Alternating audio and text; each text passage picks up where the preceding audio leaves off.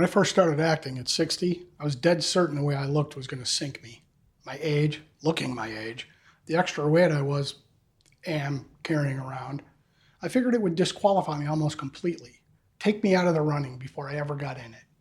Now hold on to that, because whether I was right about that is this whole episode. I'm not ready to pursue acting seriously yet. Once I fix my look, lose the weight, sort out my skin, then I'll be castable. Really? And we believe that. Okay, so that fear I just told you about, I believed it. And if I'm being straight with you, some part of me still does. But here's the honest place I'm starting from. I'm not going to stand up here and tell you your look doesn't matter, because it does.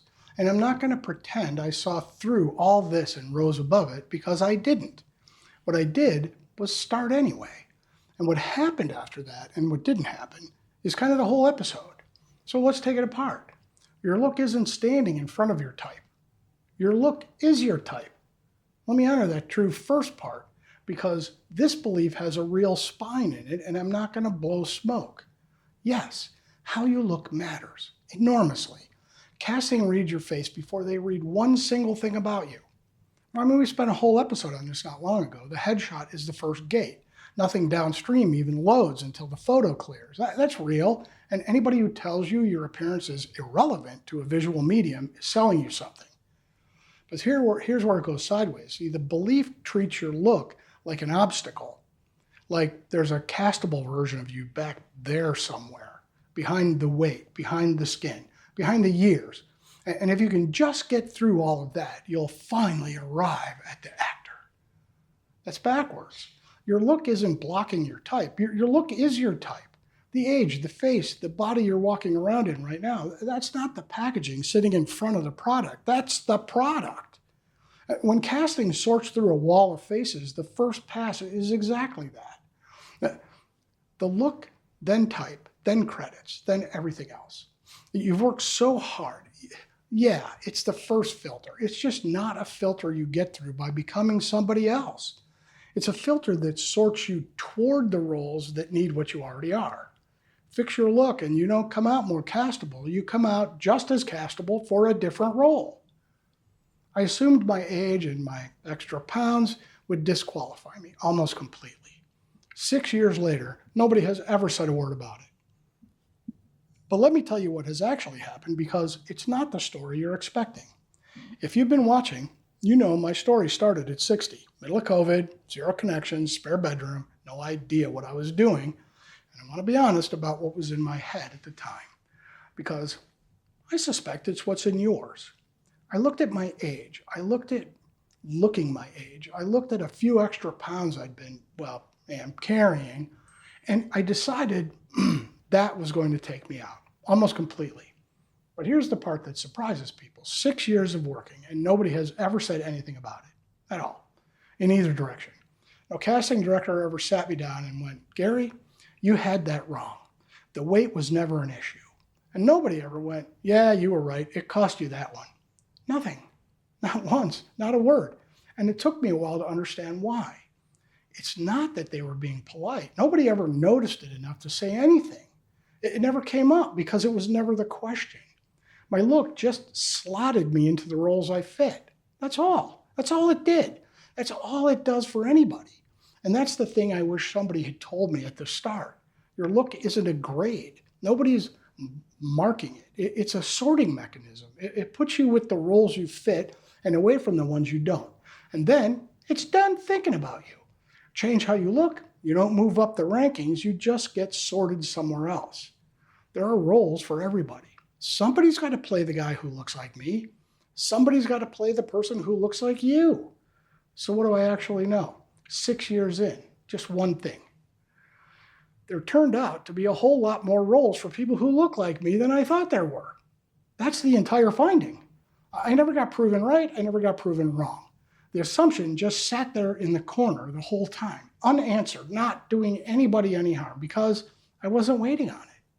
Now let me show you something that isn't a feeling, it's a document. SAG-AFTRA has a thing called the Diversity in Casting Incentive, and senior performers, 60 years or older, are one of the 4 protected groups in it. right there alongside women, performers with disabilities, and people of color. In writing, here's how it works. If a production casts at least half of its speaking roles and at least half of its total days of employment out of those 4 groups, the budget cap goes up on the moderate low budget agreement from $700,000 to $950,000. On the low budget agreement from $2 million to $3 million. They've got to apply before the first day of shooting, and the union checks the paperwork against the schedule afterwards to make sure they actually did it. Now, why would a producer actually care about any of that? Because of what it does to their pay scale. And this is the part that took me a minute to work out. Every one of those agreements comes with its own rates, and the lower the tier, the less they're obligated to pay us. On the moderate low budget deal, performer scale is somewhere around $450 a day. The low budget agreement, the next tier up, a little over $800, damn near double. And here's the mechanism. Normally, the cap is what forces you up. Your movie costs more than $700,000, you're out of the moderate tier. You move up to low budget. And now you're paying the higher rate on every single performer day you shoot. But cast enough of us, that cap slides from $700,000 to $950,000, and the rates don't move with it. The producer spends $250,000 more on the film and still pays the cheap tier scale the whole way through. They don't graduate up. They just get a bigger sandbox at the same price per actor. So sit with that for a second. A producer who casts your 62-year-old face is not being nice to you. They just unlocked $250,000 of extra budget without paying one dime more per actor. The gray, the lines, the lived-in quality you were planning on going off and fixing, well, somebody wrote that into a union contract as a financial asset. There is money on the other side of your face, exactly as your face currently is. Nobody's doing you a favor here. You're a line item. So a month spent fixing your look isn't just fewer auditions, it's 0 auditions.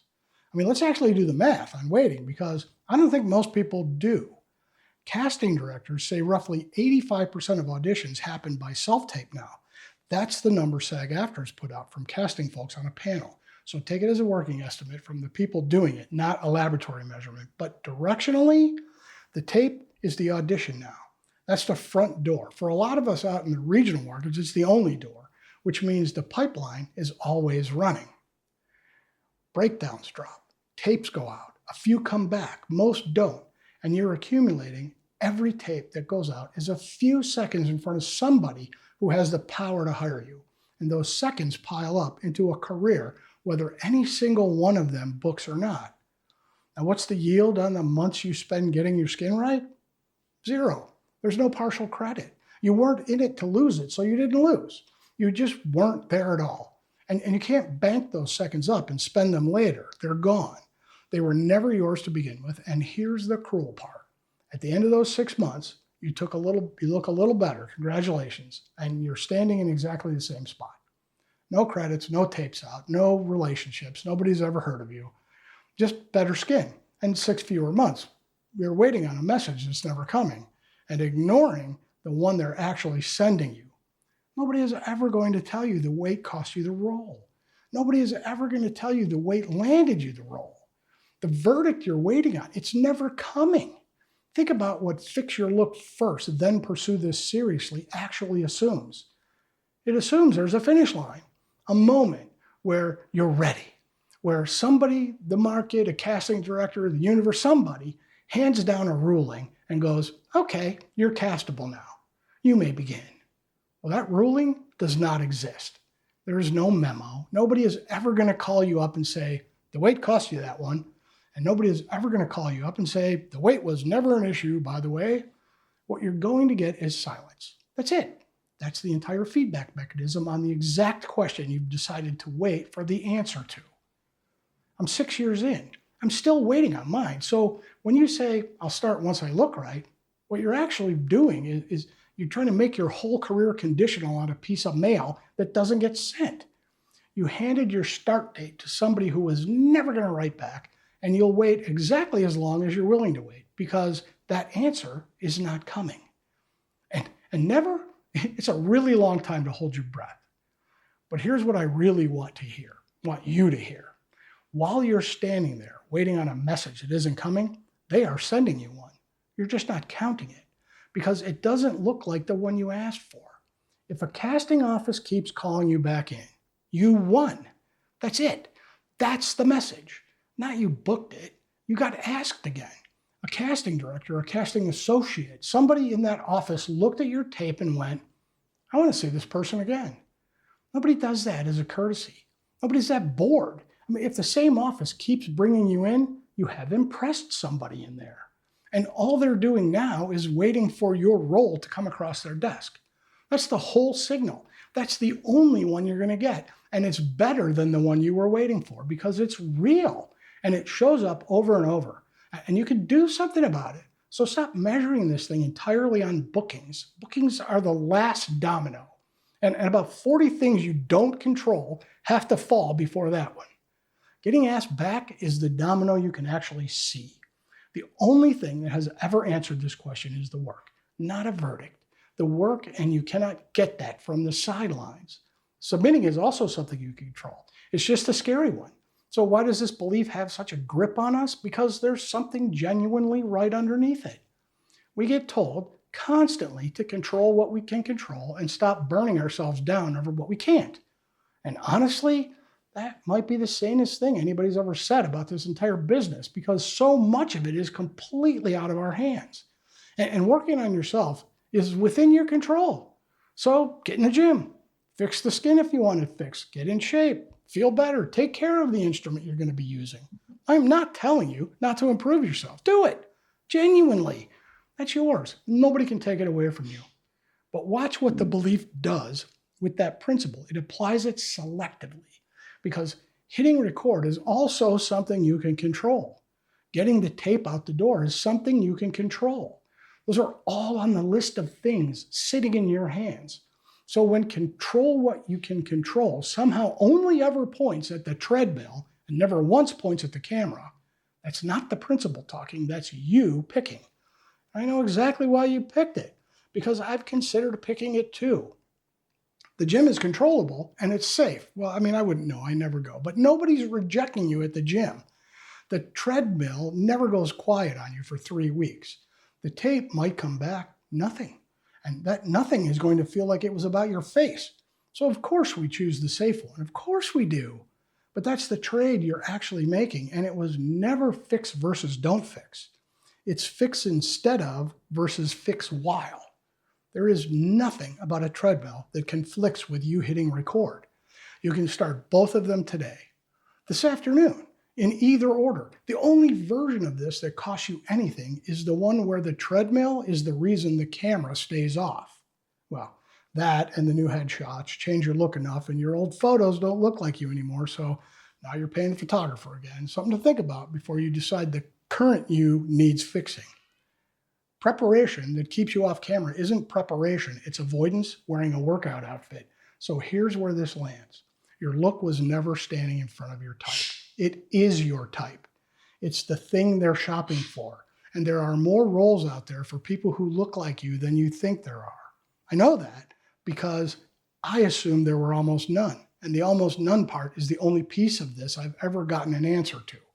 So go ahead and improve. Lose the weight if you want it gone. Fix the skin. Take care of yourself. Seriously, it's a good idea and it's yours. Just don't file any of it under prerequisites because it isn't, and the letter telling you you're finally ready is not in the mail. It was never in the mail. There is no such letter.